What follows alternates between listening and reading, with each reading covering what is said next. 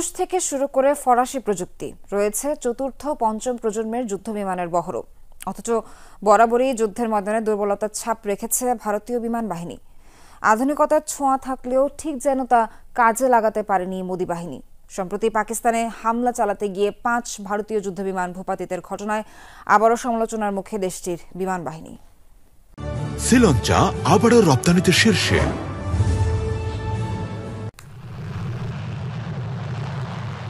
Russia আর ফ্রান্সের প্রযুক্তিতে তৈরি যুদ্ধবিমানে সুসজ্জিত ভারতের বিমান বাহিনী। বহরে রয়েছে 4.5 জেনারেশনের রাফাল যুদ্ধবিমান সহ মিগ-29, সুখোই 30, মিরাজ 2000-এর মতো চতুর্থ প্রজন্মের অত্যাধুনিক ফাইটার জেট। বলা হয়ে থাকে নানা দেশের যুদ্ধযানের সমারোহে বৈচিত্র্যে ভরপুর ইন্ডিয়ান এয়ারফোর্স।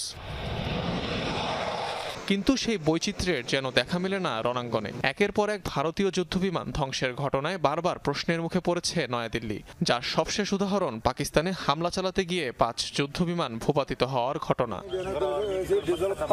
ভারতীয় বাহিনীর গর্ব তকমা পাওয়া যুদ্ধবিমানের নাম রাফাল। ফরাসি প্রযুক্তির এই আকাশযানটি নিয়ে শো অফের কোনো কমতি ছিল না। কিন্তু ইসলামাবাদের কাছে নাজেহাল হয়ে বিধ্বস্তের পর চুরমার হয়ে গেছে ভারতের বিমান বাহিনীর সেই গর্ব।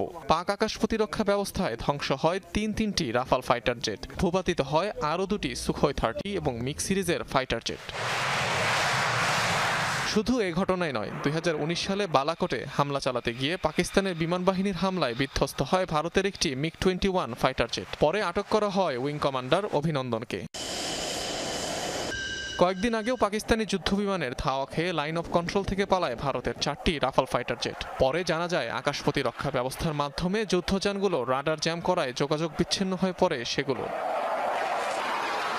সময়ে সময়ে প্রশিক্ষণ কিংবা মহড়াকালীন বেশ কয়েকটি দুর্ঘটনার ইতিহাস রয়েছে ভারতীয় বিমান বাহিনীর। যুদ্ধ বিমানের দুর্বলতা নাকি পাইলটের দক্ষতার অভাবেই এমন অবস্থা, সে প্রশ্ন উঠছে আবারও। অনিক রহমান, যমুনা নিউজ।